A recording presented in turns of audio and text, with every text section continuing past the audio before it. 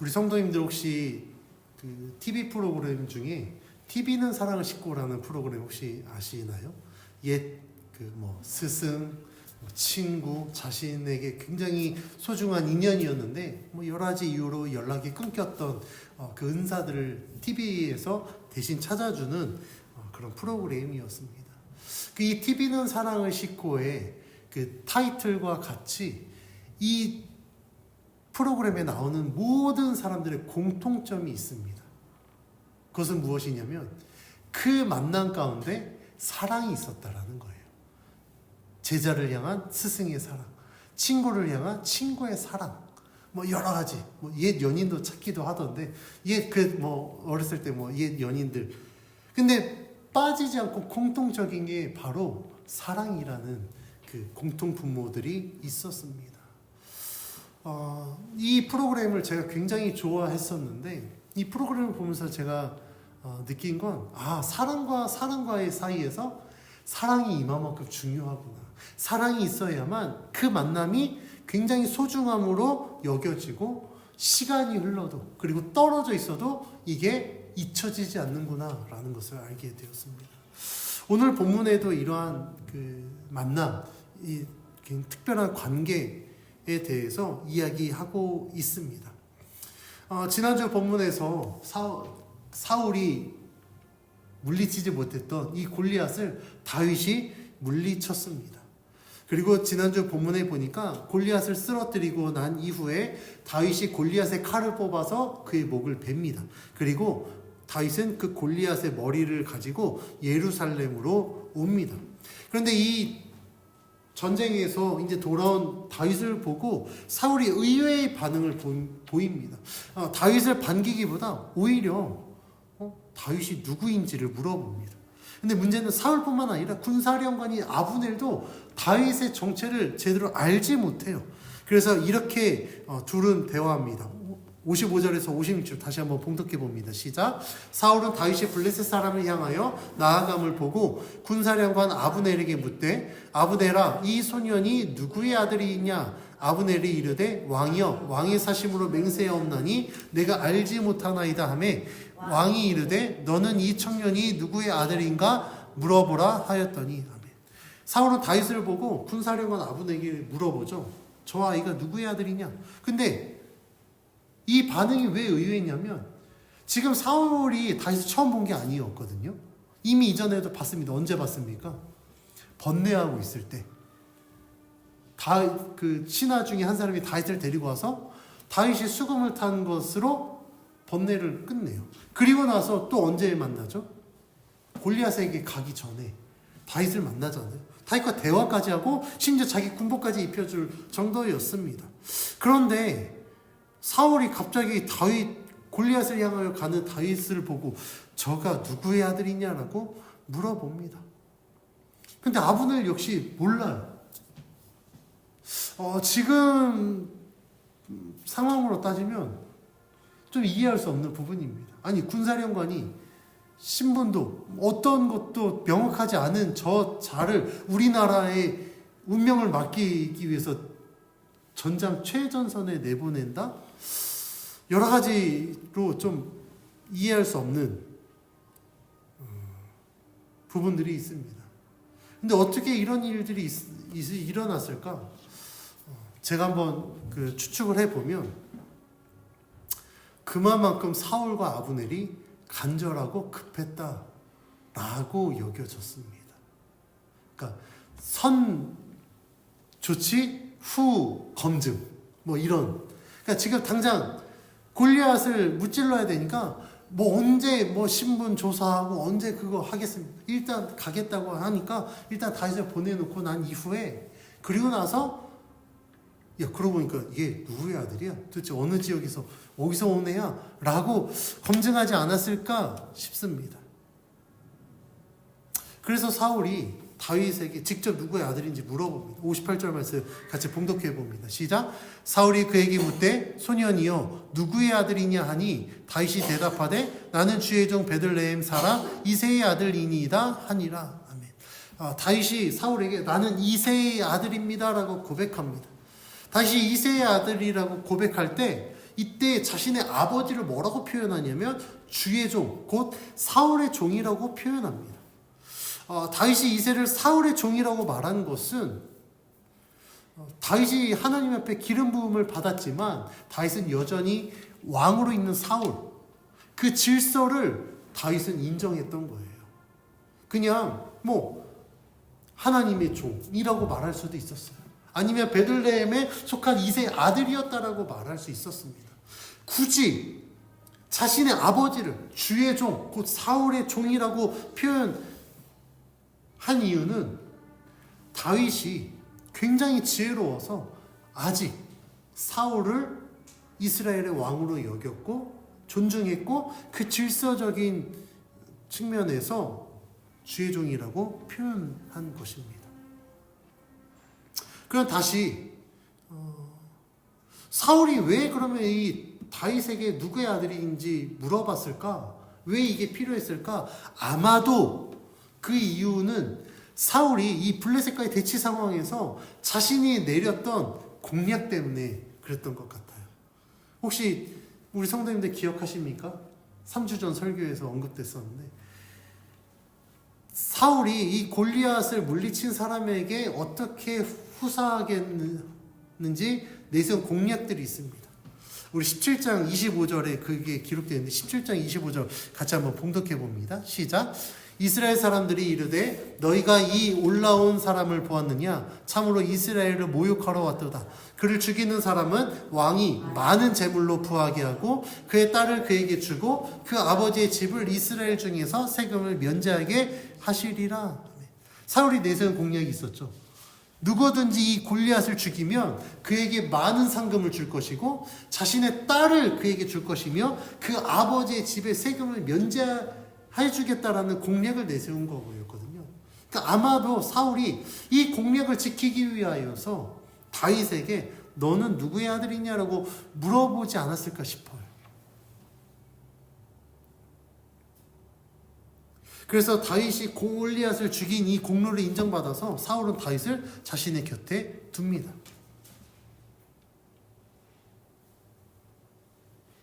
근데 여기에서 우리가 주목해야 될 것은 다윗이 자신을 소개할 때 베들레헴의 이새의 아들이라고 이야기를 해요. 그리고 보면 어떤 특별한 가문의 아들이 아니었고 어떤 특별한 무엇인가 준비된 사람이 아니었습니다. 그냥 평범한 베들레헴 굉장히 작은 고을이거든요. 그 작은 성에 그냥 평범한 사람의 아들로서 그냥 평범하게 살아왔던 목동이었었어요. 그런데 그 다윗이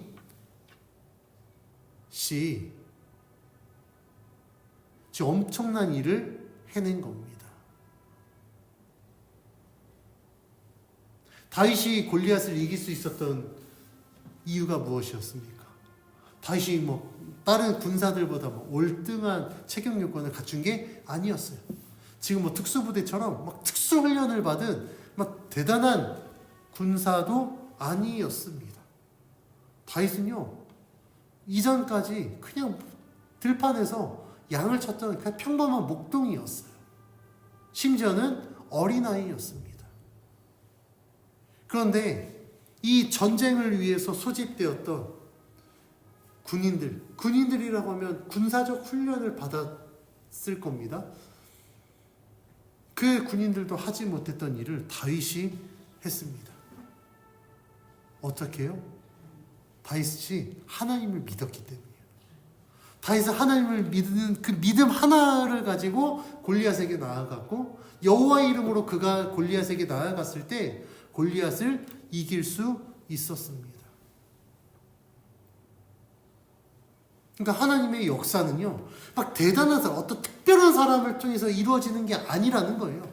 평범한 사람을 통해서도 얼마든지 이루어질 수 있습니다. 무엇을 통해서요? 믿음을 통해서요. 그러니까 특별해서 특별한 사람이 된 게 아니라 평범하지만 하나님을 온전히 믿으면 그 믿음 때문에 우리가 특별한 존재가 되는 것입니다. 다윗처럼요. 우리 성도님들도 얼마든지 지금 이 순간에도 특별한 존재가 될 수 있습니다. 간증들을 들어보면 되게 특별한 일들이 있어요. 물론 그 특별함이 아예 없다라는 거 말할 수 없습니다. 근데 그 특별함은요, 모든 사람이 0.00001%예요. 왜냐하면 하나님은 그 특별함을 통해서 또 그 사람을 쓰시기 위해서 그런 특별한 상황 가운데 또한 그렇게 역사하신 겁니다. 그런데 대부분은요, 평범한 사람들 가운데 하나님을 향한 그 믿음을 통해서 하나님이 역사하십니다. 그러니까 어떤 간증을 들으면 참 저 사람은 특별하니까 그렇게 살아왔으니까 그렇게 된 거 아니야 라고 말할 수 있어요. 그런데 아닙니다. 하나님의 은혜는요, 하나님의 역사는요, 특별한 존재에게만 임하는 게 아니라 평범한 자들에게 믿음만 있으면 그 은혜와 그 역사가 일어날 수 있다. 그러면 나도 그 특별한 주인공이 될 수 있다는 걸 우리 성도님들이 믿으셔야 됩니다. 그 특별함을 여러분들 삶 속에서 여러분들이 누리기 위해선 골리앗을 이길 수 있다라는 이 다윗과 같은 그 믿음이 있어야 됩니다. 다윗이 이제 골리앗을 물리친 사건을 통해서 다윗에게 굉장히 많은 변화가 일어납니다. 가장 큰 변화는요, 다윗의 삶의 자리가 양을 치던 들판이 아니라 이제 왕의 곁에서 궁정에 머물면서 왕과 함께하는 왕궁으로 삶의 자리가 바뀝니다. 사울이 다윗을 만나서 그와 이야기를 나눈 뒤에 사울은 다윗을 그의 아버지 집으로 돌려보내지 않습니다.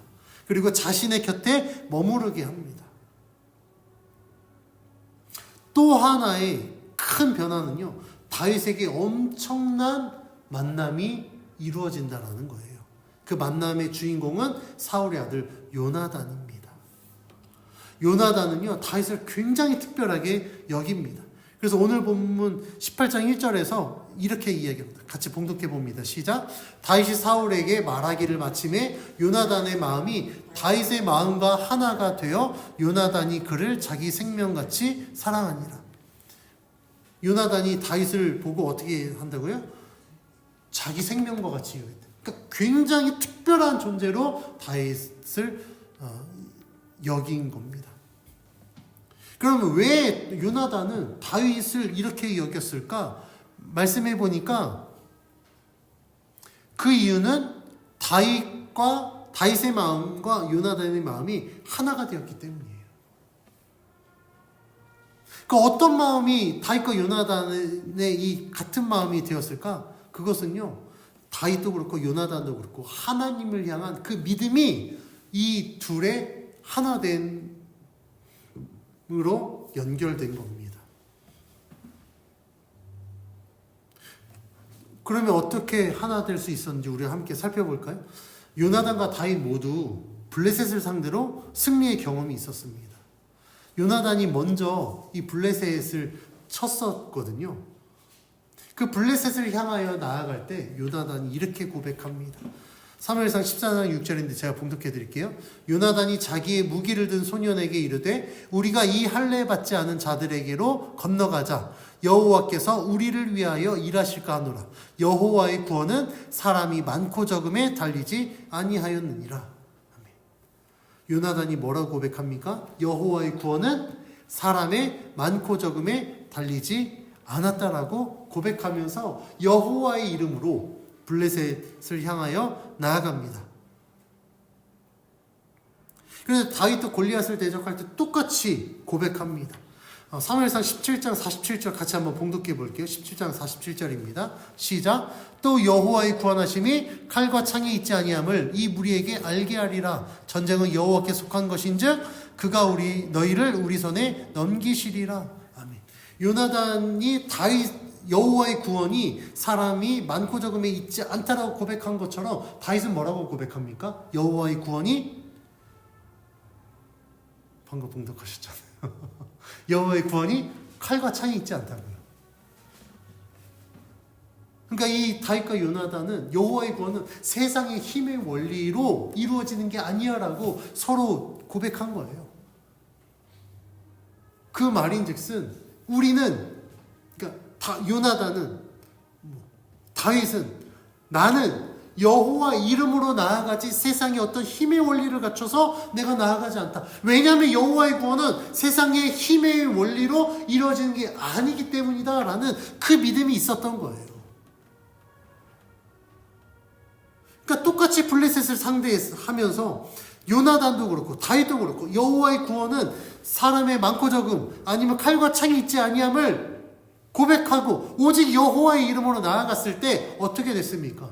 요나단도 블레셋을 상대로 승리했고요. 다윗도 골리앗을 무너뜨리는 놀라운 승리를 경험하게 된 겁니다. 그러니까 다윗도 그렇고 요나단도 그렇고 하나님을 향한 믿음이 같았던 거예요.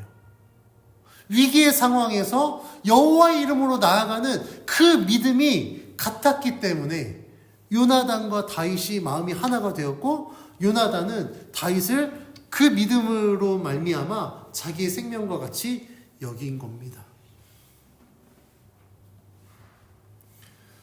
이렇게 다윗을 정말 특별한 존재로 여겼던 이 요나단과 다윗은요 서로를 위한 언약을 하게 됩니다. 그 내용이 오늘 보면 18장 3절에서 4절에 기록되어 있는데 같이 한번 봉독해 봅니다. 시작. 요나단은 다윗을 자기 생명같이 사랑하여 더불어 언약을 맺었으며 요나단이 자기가 입었던 겉옷을 벗어 다윗에게 주었고 자기의 군복과 칼과 활과 띠도 그리하였더라. 아멘. 요나단은 다윗을 자기 생명같이 사랑하여 더불어 언약을 맺었습니다. 그 증표로 자기가 입었던 겉옷을 벗어 다윗에게 주었고 자기의 군복과 칼과 활과 띠도 주었습니다. 그런데 중요한 건 요나단이 지금 다윗에게 준 이 물건들, 증표로 준 이 물건들에 굉장히 중요한 의미가 담겨져 있습니다. 즉 요나단의 현재 신분이 무엇입니까? 왕의 아들이에요. 왕세자라고요. 그렇다라는 건 사울 다음 왕은 요나단이 되는 게 맞습니다. 그런데 요나단이요. 자기가 입었던 겉옷을 다윗에게 주었다라는 건 자신의 왕세자의 모든 권한을 다윗에게 준 거랑 똑같은 거예요. 요나단이 그것을 의도하지는 않았을 겁니다. 그러니까 하나님이 다윗에게 기름 부으셨다라는 걸 요나단이 알고 있지는 않았어요. 그런데 이 요나단이 왕세자의 모든 권한을 다윗에게 주었다라는 건 그만큼 다윗을 사랑했다라는 거예요. 여러분들 생각해 보십시오. 여러분들에게 주어진 모든 권리를 포기할 만큼 누군가를 여러분들 사랑해 본 적 있으십니까? 자식이면 뭐 그럴 수 있겠죠. 근데 형제지간에도요, 그러기 쉽지 않아요.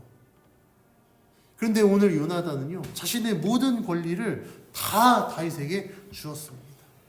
근데 이건 표면적인 것이고, 이 성경의 기록으로 따지자면 하나님은 의도적으로 지금 이 사울의 왕권이 다윗에게로 이양되고 있다는 걸 제가 의도적으로 보여준 거예요. 하나님이 이미 다윗에게 먼저 기름을 부으셨죠? 그리고 나서 이 왕권은 요나단이 아니라 사울의 아들 요나단이 아니라 이제 다윗에게로 점진적으로 이 왕위가 옮겨져 가고 있다는 걸 성경이 이제 기록하고 있는 겁니다.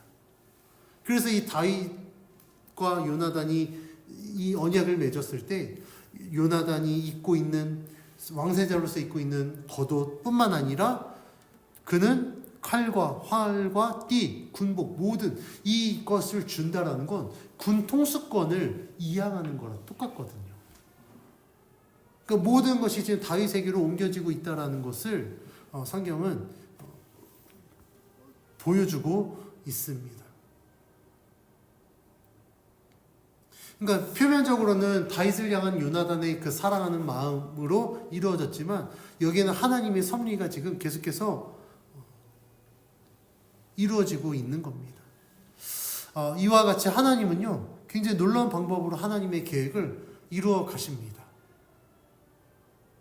하나님이 다윗을 이스라엘 왕으로 세우는 이 과정 가운데 하나님이 지금 요나단이라는 귀한 만남의 축복을 허락해 주셨어요.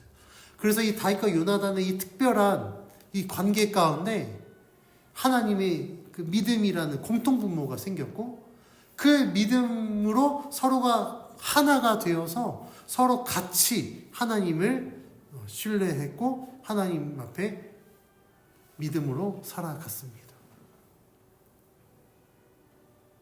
다윗과 요나단의 관계처럼 믿음 안에서 하나가 된다는 건 정말 하나님이 주신 굉장히 큰 축복입니다.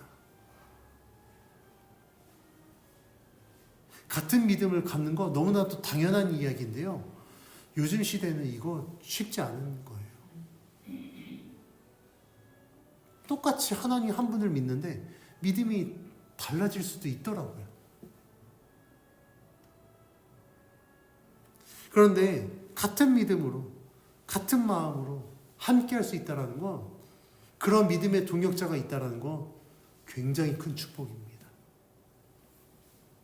왜냐하면 그 한 마음으로 서로 함께 신앙생활을 하고 있고 함께 기도했을 때 하나님은요, 그 만남을 통해서 우리를 위로하시고 때로는 우리에게 말씀하시고 우리들에게 하나님의 역사를 보여주십니다. 그래서 이 만남 가운데 우리가 이 만남 안에서 믿음이 함께 성장하고 함께 성숙할 수 있어요. 요즘에 굉장히 안타까운 현실이 뭐냐면요, 사람들이 교회 안에서 사람들에게 질리다 보니 내가 하나님을 믿어, 구원의 확신도 있어, 근데 사람이 싫어, 이래서 교회를 떠난 사람이 굉장히 많아요. 근데 이 믿음은 포기하지 못하니까 혼자 신앙생활하는 사람들이 많습니다. 코로나 팬데믹 상황이 여기에 완전히 부채질을 해버렸어요. 그러니까 불이 붙었는데 거기에 기름을 부었어요. 그때 어떻게 됐습니까? 온라인 예배가 활성화됐잖아요. 그러다 보니까 모든 교회들이 이 온라인에 굉장히 또 특화됐습니다. 그러다 보니 지금도요, 집에서 그냥 예배 드릴 수 있어요.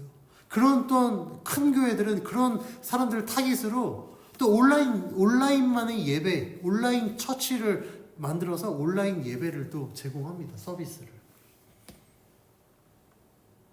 그런데 이거 잘못된 거예요. 절대 성경적이지 않습니다. 왜냐면요, 성경은요, 철저하게 공동체 중심이에요. 하나님의 창조도 공동체로 창조하셨어요. 하나님이 왜 사람을 남자와 여자로 만드셨습니까? 성경 분명히 기록하고 있어요. 혼자 있는 게 좋지 않아서 하나님은 그의 돕는 배필을 붙여주셨어요. 그러니까 하나님의 창조부터 모든 것들은요, 공동체 중심입니다. 절대 혼자 될 수가 없어요. 그래서 하나님은요, 우리들의 삶 속에 이러한 만남을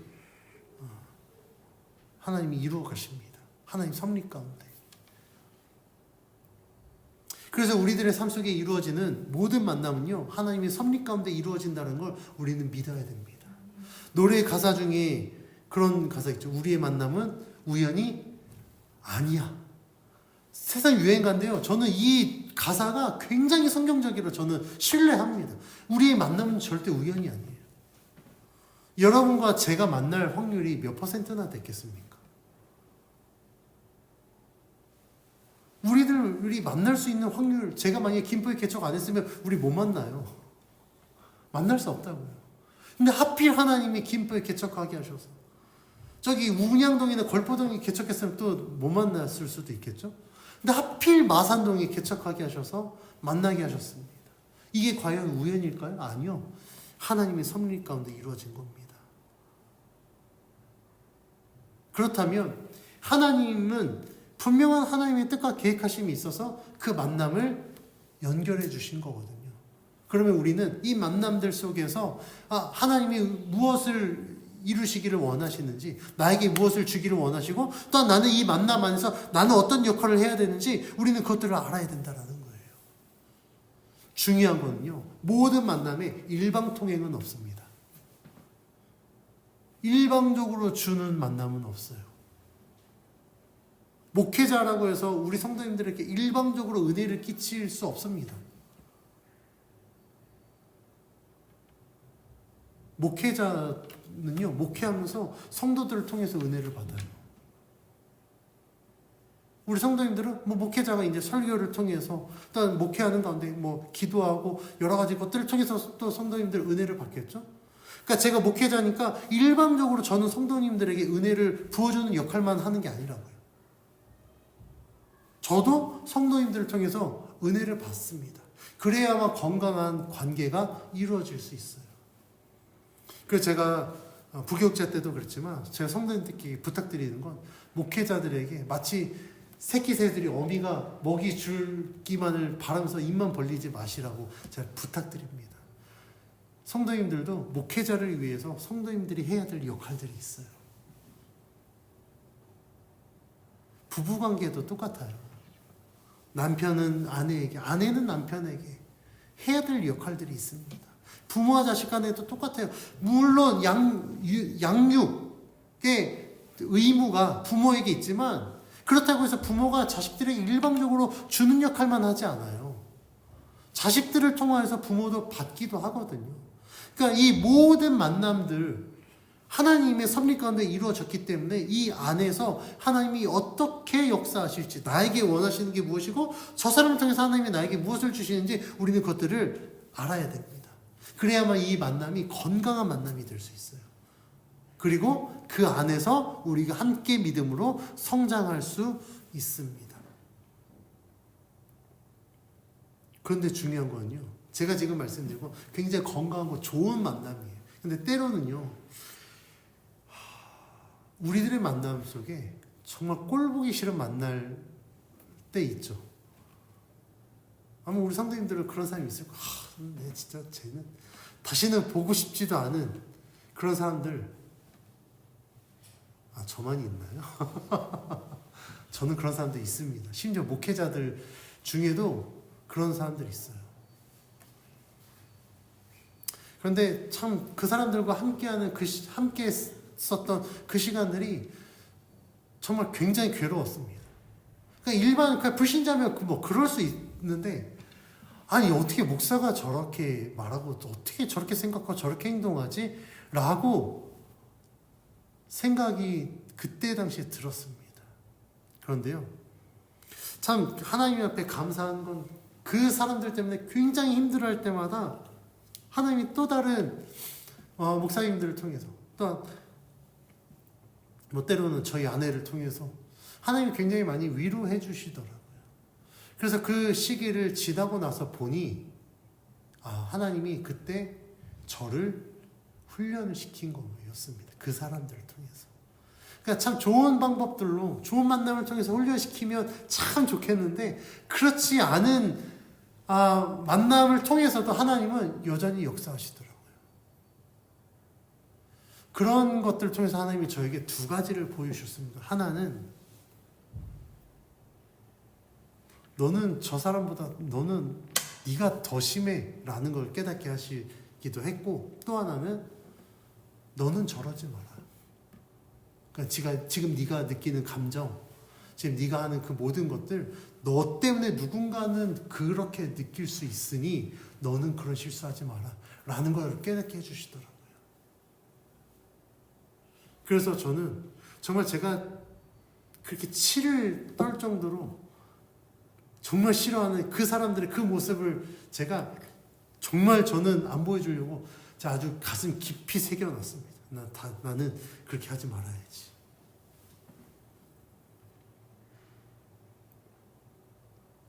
어쨌든 우리들이 중요한 건 우리들의 삶 속에 이루어지는 모든 만남들은 하나님의 섭리 가운데 이루어지고 있다는 걸 우리는 기억해야 됩니다. 이 건강한 이 관계를 우리가 인지하고 있다고 한다면, 비록 아까 말씀드린 것처럼 정말 내가 꼴보기 싫은 사람을 만나도 그 가운데 하나님의 은혜가 있어요. 물론 쉽진 않습니다. 분명히 힘듭니다. 근데 왜 나한테 이런 십자가를 주셔서 이렇게 힘들게 하지? 라고 할지 모르겠어요. 그런데 하나님은 분명히 그것 만남을 통해서 역사하신다는 걸 우리는 믿어야 됩니다. 하나님은 다윗에게 요나단이라는 믿음의 동역자를 주셨어요. 그리고 그 만남의 축복을 통해서 하나님이 역사하십니다. 그 이후에 하나님은요, 다윗의 삶이 형통하게 역사하십니다. 그래서 다윗은요, 모든 사람이 인정을 받게 되는데 그 내용이 오늘 5절 말씀에 기록되어 있습니다. 18장 5절 같이 봉독해 봅니다. 시작. 다윗은 사울이 보내는 곳마다 가서 지혜롭게 행하매 사울이 그를 군대의 장으로 삼았더니 온 백성이 합당히 여겼고 사울의 신하들도 합당히 여겼더라. 아멘. 다윗은 사울이 보내는 곳마다 지혜롭게 행합니다. 여기에서 지혜롭게 사용된 히브리어 사칼은요, 이해하다, 주의 깊게 살피다, 귀 기울이다, 존중하다, 이런 의미를 갖고 있거든요. 그러니까 다윗이 사울이 보내는 곳마다 이렇게 행했다라는 거예요. 존중하고 귀 기울이고 주의 깊게 살피고 이해했다라는 겁니다. 그 결과 어떻게 됐습니까? 모든 사람들이 그를 합당히 여겼다라고 성경이 기록하고 있습니다. 그러니까 사람들의 목소리를 귀 기울이고 사람들의 어려움을 살피고 사람들을 존중했더니 모든 사람들이 그를 합당히 여겼다라는 거예요. 그럼 다윗이 어떻게 이렇게 할 수 있었을까? 믿음이 있었기 때문에 그래요. 온전한 믿음의 사람은요, 하나님 앞에 겸손합니다. 하나님 앞에 겸손할 뿐만 아니라 사람들 앞에서도 굉장히 겸손해질 수밖에 없어요.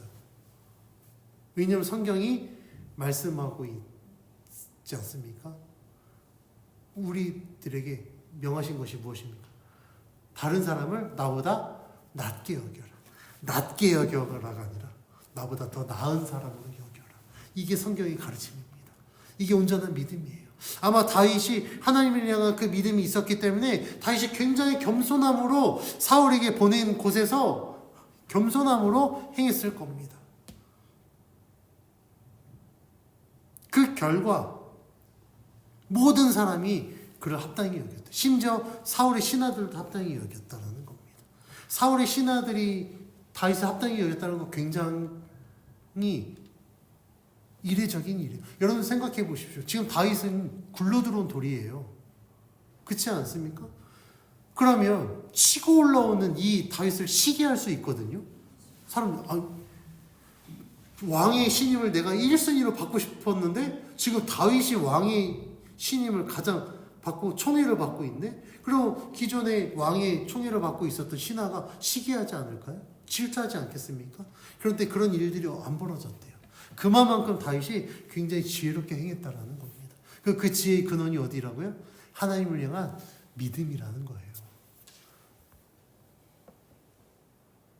다윗이 이렇게 하나님을 향한 온전한 믿음이 있었기 때문에 그는 지혜롭게 여겼습니다.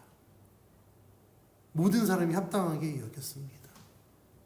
이걸 우리는 선한 영향력이라고 이야기를 합니다.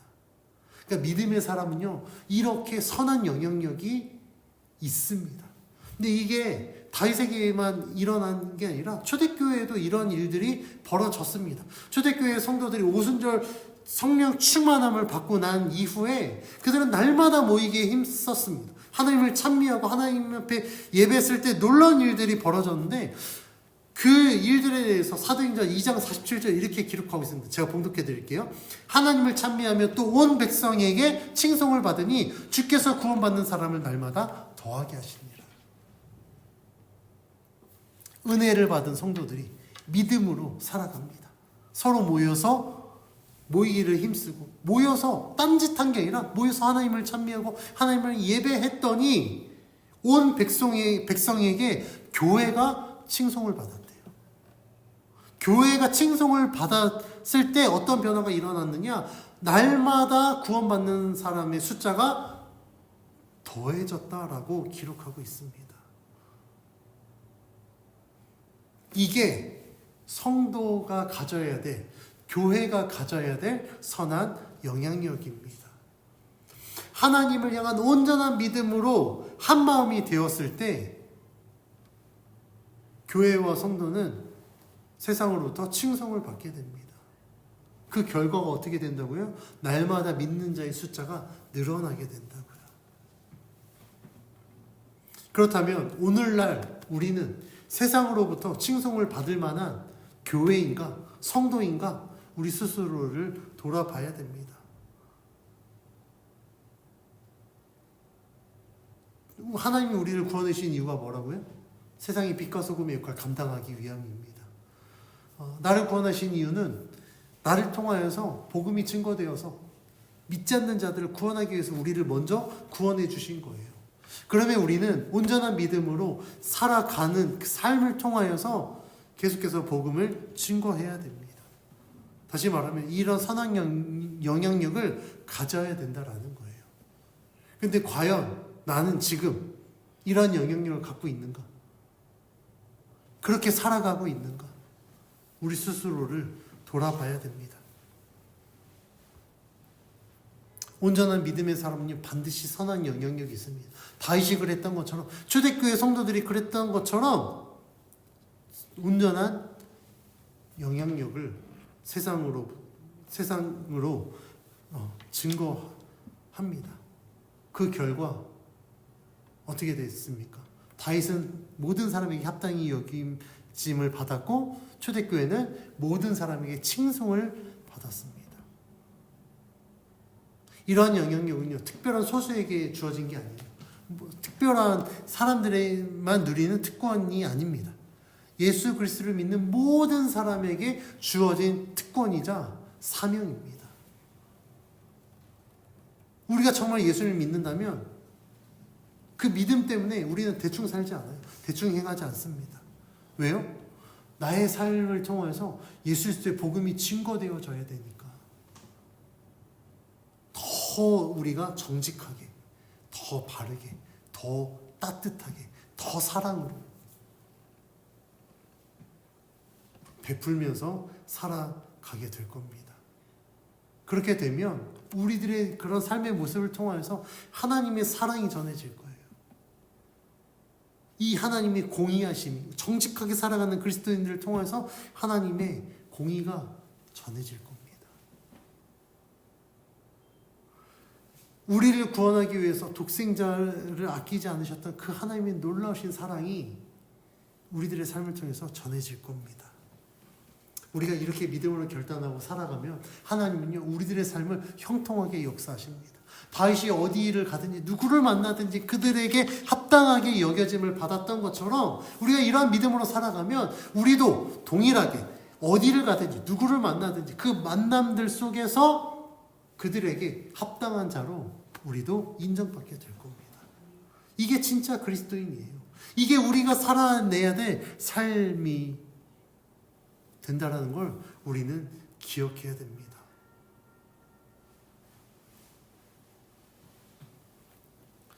그래서 저는 우리들의 삶 속에 이 관계가 굉장히 중요하다라는 것을 저는 깨달았습니다.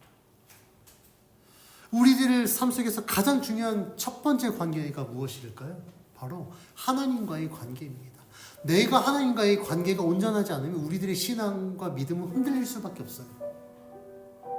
내가 믿는 대상에 대한 확신이 없는데 어떻게 하나님 앞에 우리의 삶의 모든 것들을 맡기겠습니까? 어떻게 주님의 말씀에 순종하겠습니까? 절대 불가능합니다.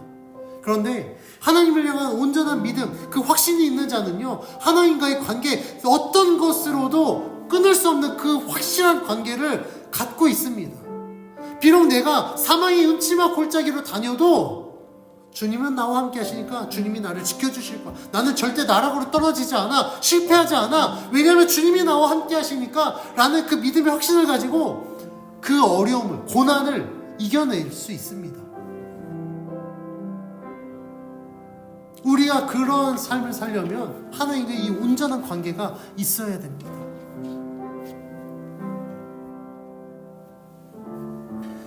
하나님과의 온전한 관계가 확립된 사람은요, 이 사람과의 관계도 온전한 관계를 맺을 수 있습니다. 왜요? 아까 말씀드린 것처럼 하나님의 섭리 가운데 하나님이 우리를 만나게 해주셨기 때문에.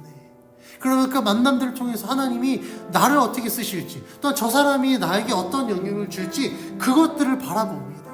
물론 아까 말씀드린 것처럼 꼴보기 싫은 모습들 보이겠죠. 근데 믿음의 눈으로 보면 그 꼴보기 싫은 모습이 보이는 게 아니라 이 가운데 역사하시는 하나님의 은혜를 보게 된다는 거예요. 하나님의 섭리를 보게 된다고요. 만약에 이 만남 가운데 내가 해야 될 역할이 있다고 한다면 하나님, 내가 이 사람에게 어떤 것을 줘야 되는지 하나님 말씀해 주십시오. 아마 그렇게 기도할 겁니다. 그래서 우리들의 삶 속에 이루어지는 이 모든 관계 가운데 중심에 하나님이 있다는 걸 우리는 믿어야 됩니다.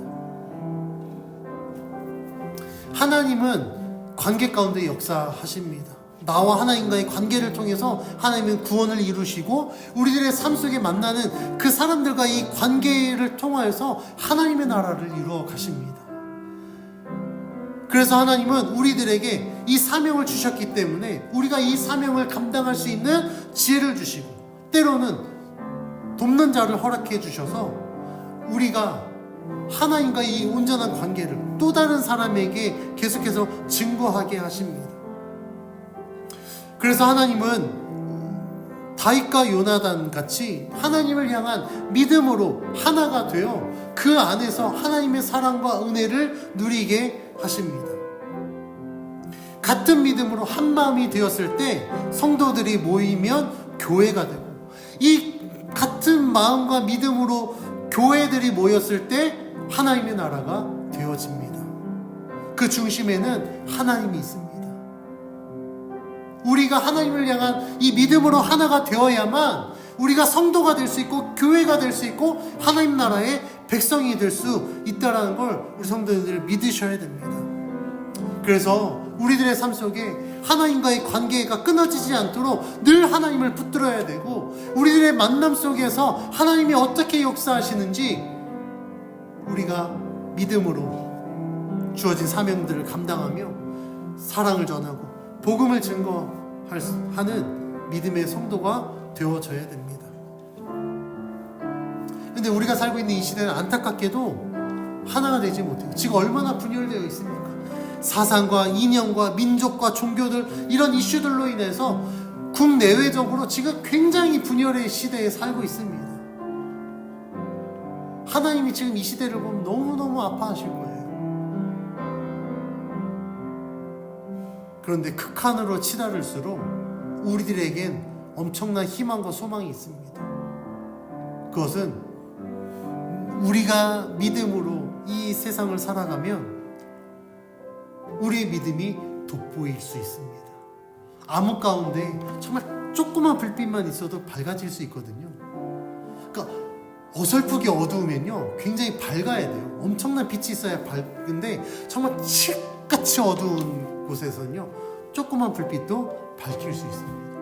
우리가 살고 있는 시대가 이 분열에 아주 극한으로 치닫고 있다고 한다면 오히려 우리들에게 소망입니다. 왜냐하면 우리가 믿음으로 우리들의 삶의 자리 지켜서 정말 그 하나님의 이 은혜를 증거하면 하나님 반드시 그 성도 한 사람 한 사람을 통하여서 그 교회 한 교회 한 교회를 통하여서 하나님이 역사하시고 하나님의 그 나라를 이 시대 가운데 보여주시기 때문입니다. 그래서 간절히 기도하기는 바라옵기는 여기 모이는 우리가 정말 그 일들을 위해서 하나님 앞에 쓰임받는 믿음의 성도, 믿음의 교회가 되길 주의 이름으로 축원합니다.